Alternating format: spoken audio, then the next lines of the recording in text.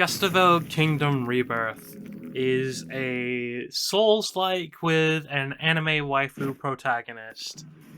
Its opening scenes essentially rip off God of War.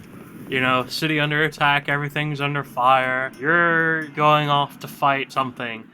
Here, however, you're a prisoner, you're escaping from prison, and then you fight things in a linear hallway system.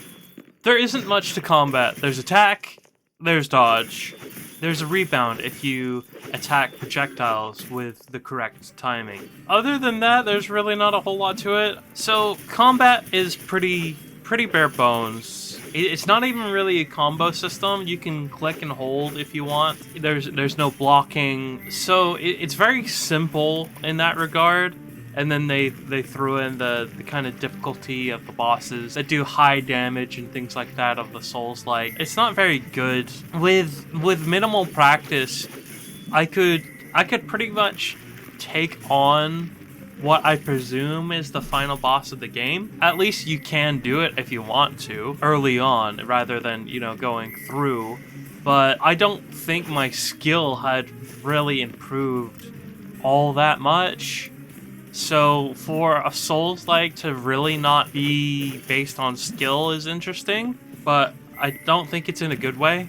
It just kind of makes combat a little bit boring because there's no real options to change anything up. What I usually wind up doing is go in for about 3 hits, then retreat, and this strategy basically works for everyone.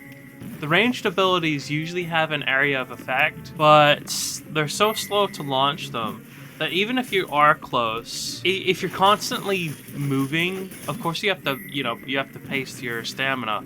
But if you're constantly moving, you're not really likely to get hit.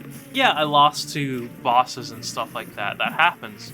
But the most I felt threatened was the obstacle course.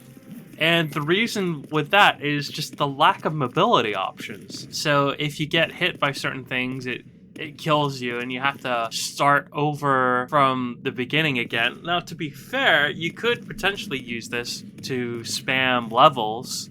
It's not good. There are also some sections of it that aren't translated. I don't know if that's because of a bug. I figured out what I needed to do, but it is a slip-up nonetheless. Ultimately, I think Gustavo isn't worth your time. There's just not enough here to really warrant spending much money. Yeah, it might be a first attempt, and it's not completely awful. I've played worse games. I don't think it's there, you know, to justify a purchase at full price. I hope you liked this video. If you did, feel free to like and subscribe. If you didn't, let me know, or maybe another video will be to your tastes. Either way, I'll see you there. Bye.